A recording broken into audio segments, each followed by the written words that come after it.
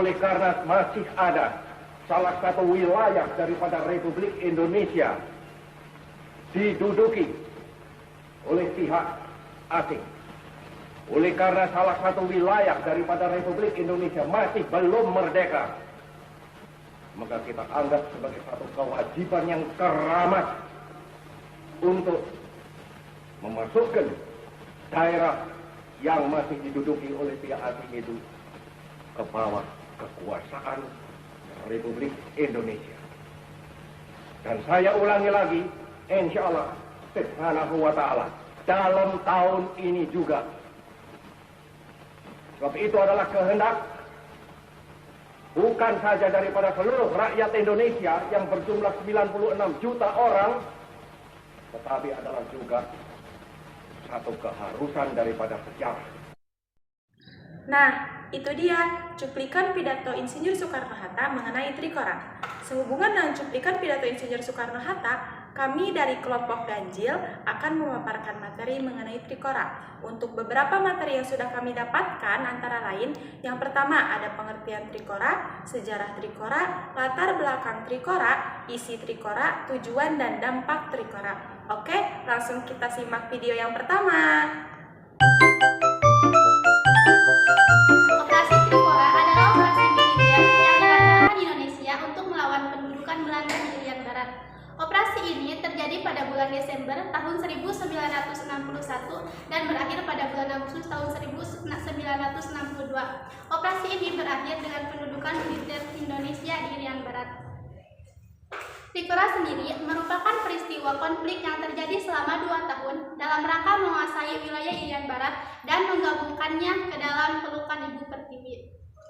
Nah, teman-teman, itu dia mengenai pengertian Trikora. Selanjutnya, kita masuk ke materi yang kedua nih, mengenai latar belakang dan sejarah Trikora. Latar belakang Trikora berasal dari konflik di mana Belanda menolak kemerdekaannya atas Papua Barat. Saat itu Indonesia telah memproklamasikan kemerdekaannya dan seluruh wilayah Hindia Belanda secara otomatis masuk ke daerah kedaulatan Indonesia.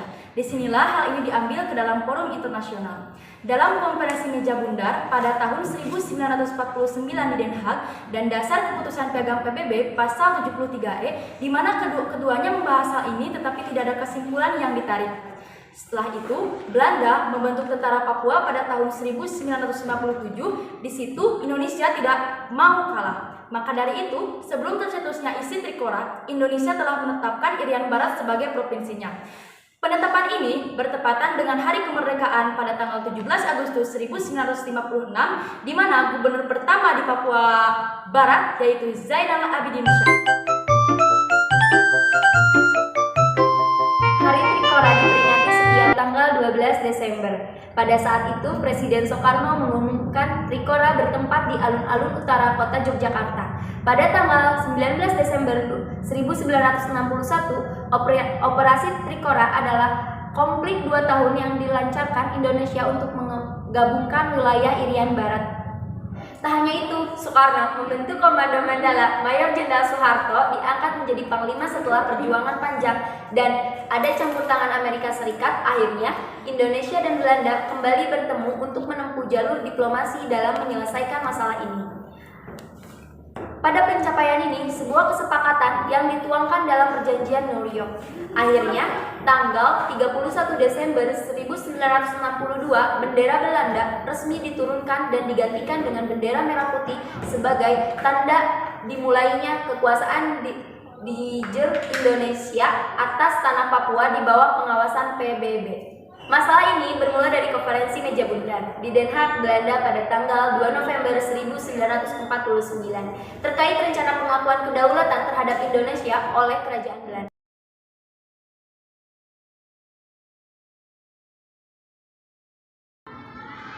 Itu dia sedikit latar belakang dan sejarah Trikora. Selanjutnya, kita lihat bagaimana isi dan tokoh-tokoh dari Trikora. Isi Trikora. Dalam pidato Presiden Soekarno, 3 poin penting yang menjadi isi dari Trikora yaitu 1. Gagalkannya pembentukan negara boneka Papua oleh kolonial Belanda. 2.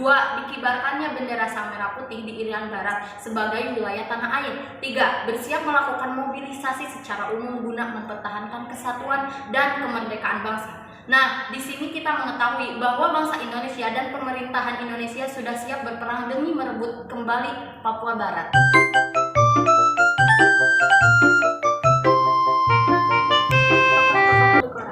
Yang pertama ada Soekarno. Beliau berperan sebagai pemimpin Komando Operasi Tertinggi. Yang kedua ada Aha Nasution, berperan sebagai pengambil alih perusahaan-perusahaan Belanda, mendirikan Front Nasional Pembebasan Irian Barat atau FNPID dan menjadi ketuanya. Yang ketiga ada Ahmad Yani. Beliau berperan sebagai pemberi pertimbangan dan keputusan militer selama fase serangan terbuka dan melaksanakan perintah dari Panglima Tertinggi dan menunjuk beberapa perwira untuk diterjunkan di lapangan. Selanjutnya ada Soeharto. Beliau berperan sebagai Panglima Komando Mandala. Yang selanjutnya ada Yos Sudarso. Beliau berperan sebagai deputi operasi yang mengadakan patroli di daerah perbatasan yakni Laut Aru dengan membawa 3 kapal jenis MTB. Yang selanjutnya ada Suryadi Suryadharma, R.E. Martadinata, Leonardus Benjamin Mardani, Omar Dhani, dan dari Belanda ada C.J. van Westenburg dan W.A. van Heaven. Nah, teman-teman, itu dia isi dan tokoh dari Trikora. Untuk selanjutnya, kita lihat tujuan dan dampak dari Trikora. Tujuan Trikora bertujuan untuk merebut wilayah Irian Barat dari Belanda. Terjadi sejak 19 Desember 1961 sampai 15 Agustus 1962. Operasi ini terjadi karena konflik antara Indonesia dengan Belanda terkait perebutan wilayah Irian Barat. Akhirnya, pada 1961, Soekarno mengumumkan Trikomando Rakyat atau Trikora. Dampak peristiwa Trikora yang terjadi dalam rangka merebut kembali Irian Barat dari tangan Belanda tidak hanya mencatatkan peristiwa penting dalam sejarah negara Indonesia. Peristiwa ini juga meninggalkan dampak yang begitu signifikan dalam sejarah kebangsaan Indonesia. Berikut beberapa dampak dari peristiwa Trikomando Rakyat ini. 1. Wilayah Irian Barat menjadi wilayah Indonesia. Yang kedua, terjadinya pertempuran di Laut Aru. Yang ketiga, terjadinya perpera atau penentuan pendapat rakyat. Yang keempat, terbentuknya gerakan OPM. Gerakan ini bahkan masih ada hingga sekarang dan berbasis di hutan-hutan serta pegunungan pedalaman Papua. Di sekitar